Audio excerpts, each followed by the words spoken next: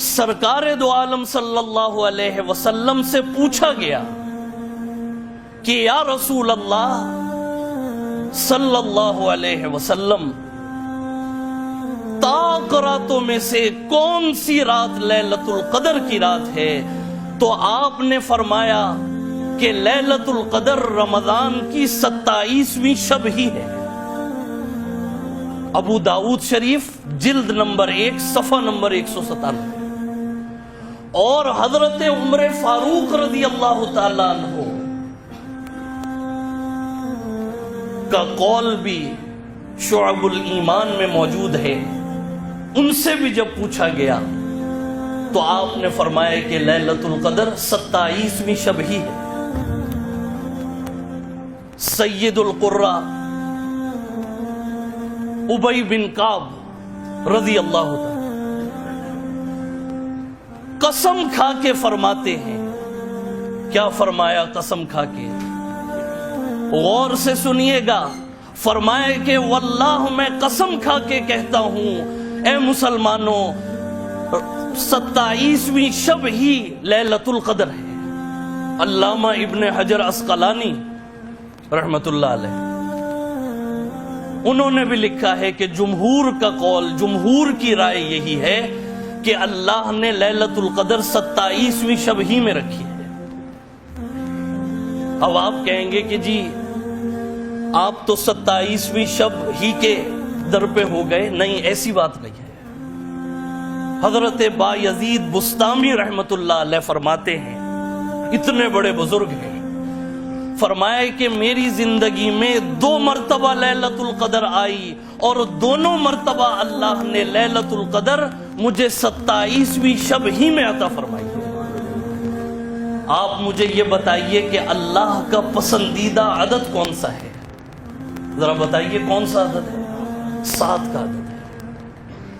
اگر ہم غور کریں تو یہ 7 کا عدد اللہ کو اتنا پسند ہے، پہلے تو یہ سمجھ لیجئے گا کہ طاق عدد اللہ کو بڑا پسند ہے، اور طاق عدد میں سے پھر 7 کا عدد اللہ کو بڑا پسند ہے۔ اور لیلۃ القدر 27ویں شب میں بھی 7 کا عدد ہے۔ 7 کا عدد کیسے پسند ہے؟ 7 سماوات، اور اللہ نے کتنے آسمان بنائے؟ ذرا زور سے بتائیے۔ 7 آسمان۔ زمینیں کتنی بنائی؟ قرآن کریم کی منزلیں کتنی ہیں؟ سورہ فاتحہ کی آیتیں کتنی ہیں؟ آپ حضرات جو بیت اللہ کا طواف کرتے ہیں، حج میں بھی عمرے میں بھی، کیا نیت کرتے ہیں؟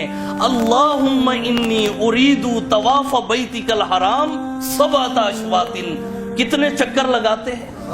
دیوانہ وار اللہ کی محبت ہو۔ صفا مروہ کی سعی کتنی مرتبہ کرتے ہیں؟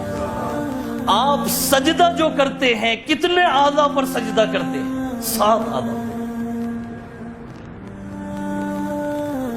میرے دوستوں اور بزرگوں، اب اس کے ساتھ ذرا سی یہ بات بھی ملا لیجئے، یہ جو سورت میں نے آپ کے سامنے تلاوت کی ہے،